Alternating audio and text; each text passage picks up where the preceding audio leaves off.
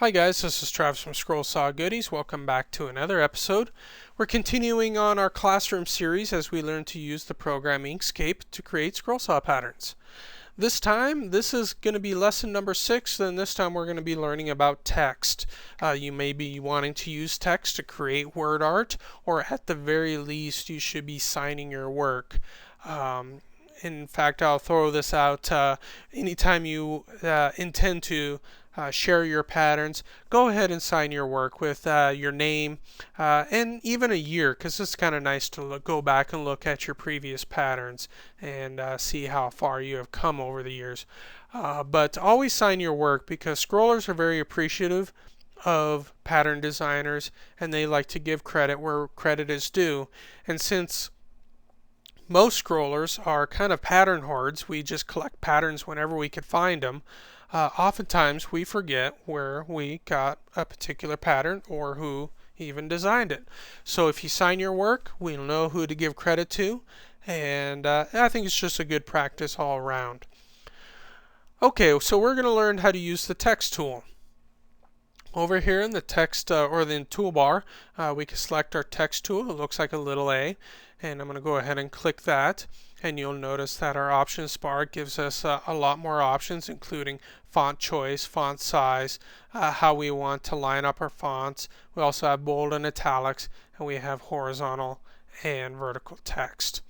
So these are some of our options here, and we'll get back to those here in a little bit. But you basically have two ways of creating text. The easiest way is just to click into your document and just start typing. And let's go ahead and zoom into that a little bit. And really, that's the easiest way to create text.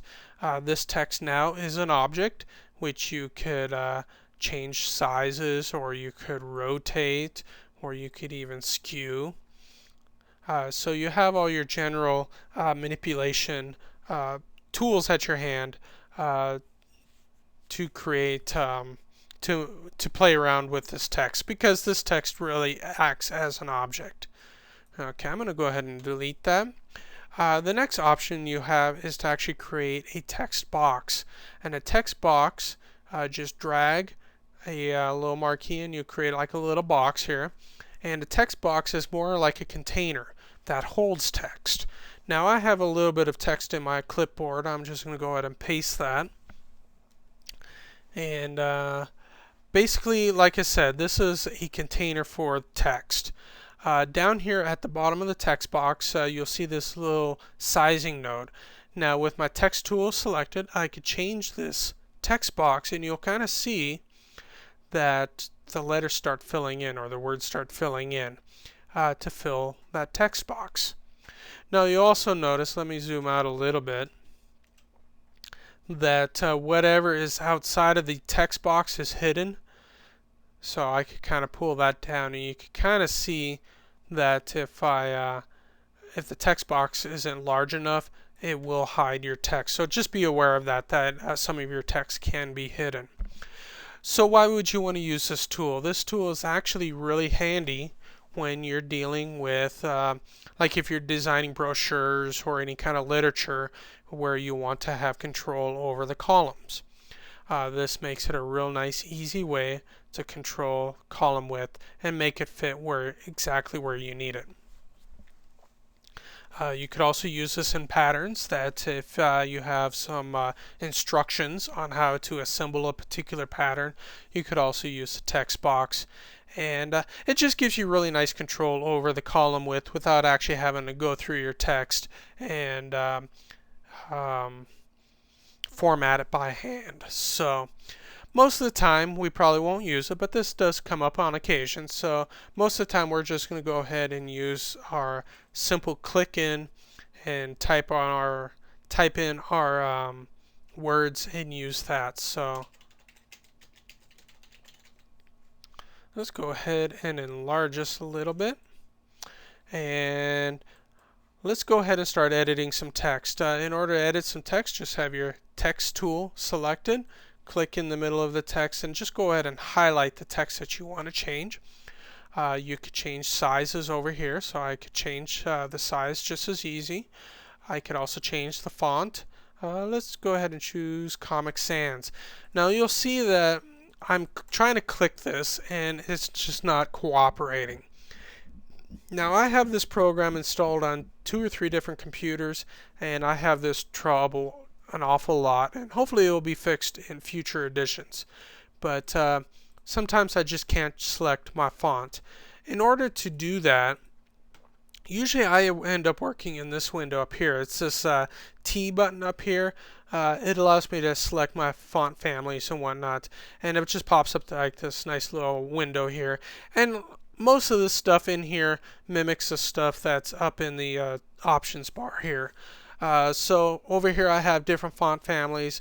I'm going to select Comic Sans, and then I'm going to select bold. Okay. Over here we also have left justify, center, right justify, or justified.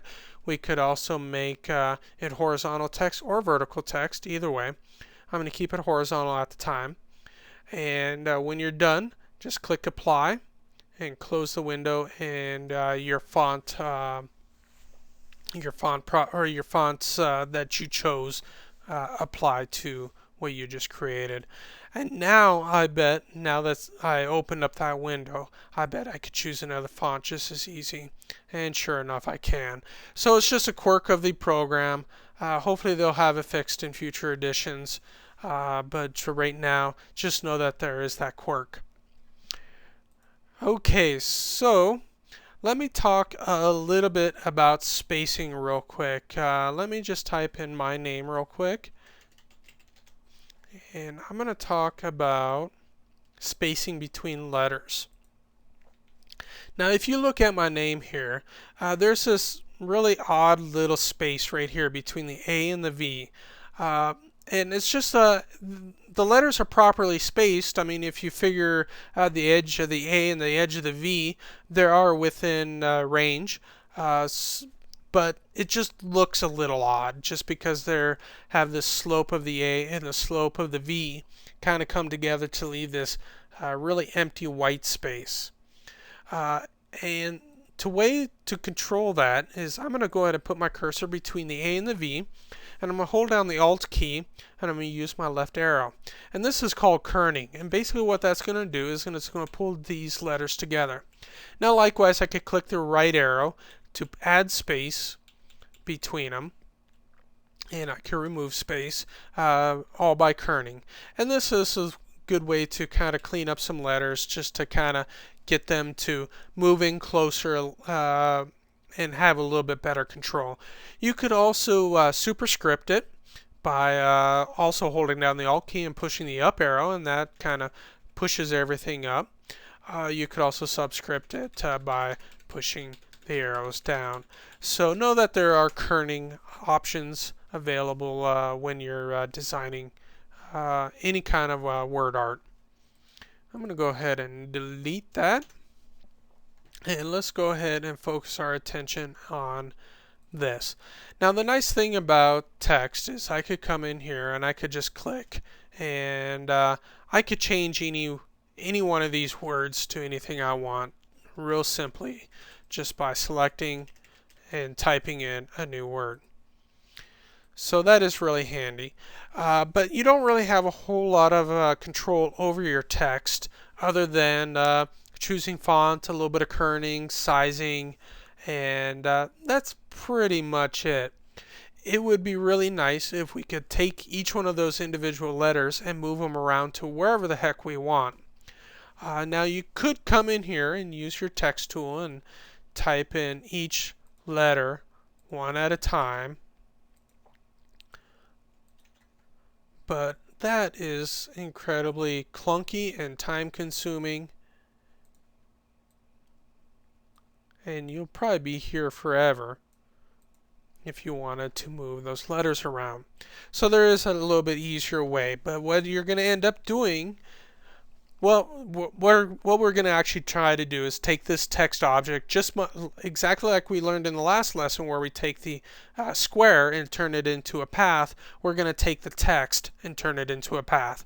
Now remember, when you turn a object, one of these simple objects that we've created, into a path, we lose those special editing abilities. So once I create this as a path, I'll no longer be able to use the text tool and change any of these letters. So just keep that in mind.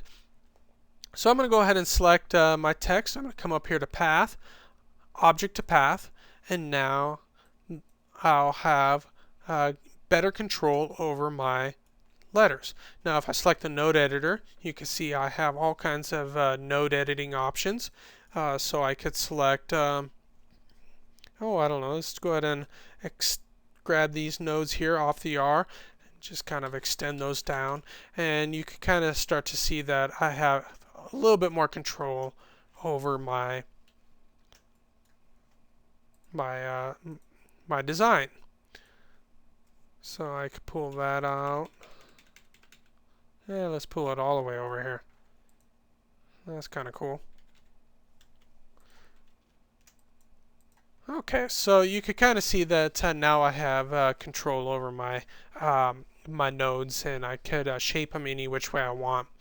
Now, but what we still don't have is being able to control each one of these letters separately. Now, if you remember back, I talked about breaking apart. So if I come up to Path and I break it apart, now each one of these objects are separate objects. Okay, so you can kind of start to see that I have complete control over my my pattern. But now I come over here to the O, and there isn't a cutout anymore. Now if you remember right, when I break it apart, I'm taking everything there and I'm creating its own object. So if I click in here, here's a little donut hole right here, and I'm just going to go ahead and fill that in red. You can kind of see that donut hole right there is still there because these are actually two separate objects. Now what we need to do is for the O is to make this object and this object one object. So I could select both of these. I could come up here to Path and click Combine, and now I have a single object with the hole cut out. So that's basically how you work with some of these closed letters. So the A, same thing, come up here to Combine. The A on this one, the A on this one will also have to combine. So Path, Combine. The G will have to combine that. And the E will also have to combine.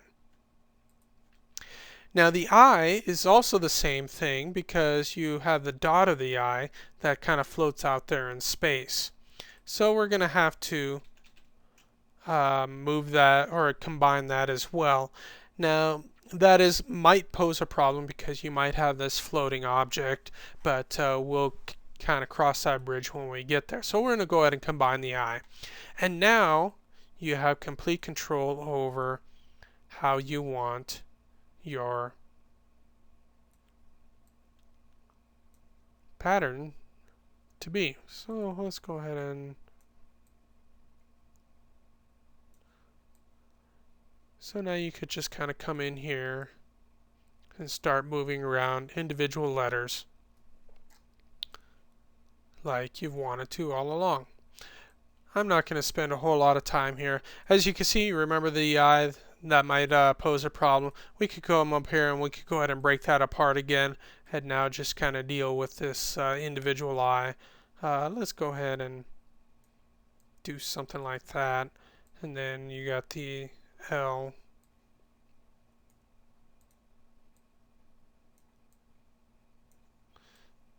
Anyway, I'm not going to spend a whole lot of time. This really isn't a great looking word art, but you could kind of start to see how much control you have over that.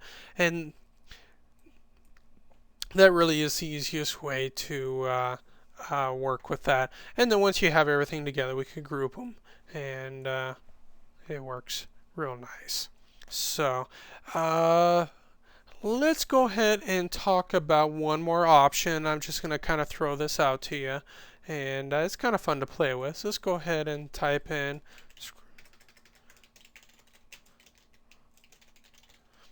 I'm going to type in scroll saw goodies.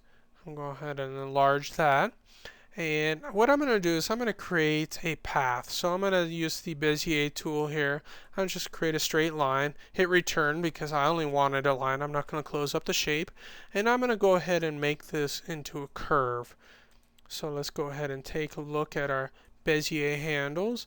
And I'm just going to go ahead and create a nice little curve. Now what you could do is select your text, then select the path you just drew, and then come up here to text, put on path, and you'll see that it curves your text. Now I could come in here because I haven't converted the text into a path yet, so I could still come in here and edit it all I want, and really just kind of do whatever I want here. Now if you remember right, when we created that path, this was the beginning point and this was the end point. So what happens if we do something a little bit different and start over here and end here and create a path? So we'll select our letters and we'll select our path, text, put on path, and now you can see it flips upside down. Basically, it's still going to be reading left to right, but it's using your very first point or your beginning node as the beginning area and your end node as the end area. So keep that in mind when creating your paths. I'm going to go ahead and undo that again and get rid of this path. And let's go ahead and get rid of this. So let's go ahead and put this on the path again, text, put on path, and we could come in here and we could use our space bar to move it along the path, or we could use our kerning. You remember the Alt with the arrow key, you could add with the kerning, and you have a few options there. In order to make this path disappear, just select that path, come down here to stroke, right click, remove the stroke, and now it's disappeared. It's still there, you just can't see it. If you need to select that stroke again, just start tabbing through, hitting the tab key, and eventually you'll end up selecting the stroke, and then you could set the color once again so you could see it, and maybe you'll want to adjust the stroke to better suit your pattern needs. And you'll see that the text flexes with it. And then when we're done, we can go ahead and hide the stroke or remove the stroke, and there we have text on a path. Okay, so that's basically all I have for you. There's not a whole lot of fancy effects that you could do with text, at least not yet. Hopefully in future releases of Inkscape, they'll include a few more bells and whistles when it comes to text. Quite honestly, I'm kind of surprised it is a little bit lacking, just because the fact that text is a very large part of graphic arts, and a lot of people use text to design, so I'm a little surprised that it's a little lacking, but hopefully in future versions they'll give us a few more bells and whistles. There are a few advanced techniques to create text effects. I'm not going to go into them in this class, but in future podcasts, perhaps I'll show you a trick or two. That's basically it. This pretty much wraps up the class for the most part. You basically have all your all the tools you've learned up to this point is pretty much everything you'll need to create scroll saw patterns. So really the next two lessons we're actually going to apply these tools that we have learned, and we're going to create two scroll saw patterns. So the next episode we're going to create a trinket box or a potpourri type box, and in the very last lesson we'll create a desk clock. And so this should be a lot of fun to watch and participate in. So make sure you check us out next week so you can learn how to put all this together, basically apply what we have learned up to this point. I hope you learned a thing or two. Go ahead and play around with the text tool and just have fun with it. I hope you enjoyed this installment of our continuing classroom series on how to use Inkscape to create scroll saw patterns. You can find this lesson and others over at scrollsawvillage.com in the Village University forum. There you'll find videos, written instruction, downloadable source material, and of course classroom discussion where you can have all your questions answered. This video series is produced by Scroll Saw Goodies in association with Scroll Saw Village. Be sure to stop by and say hi, and until next time, happy scrolling.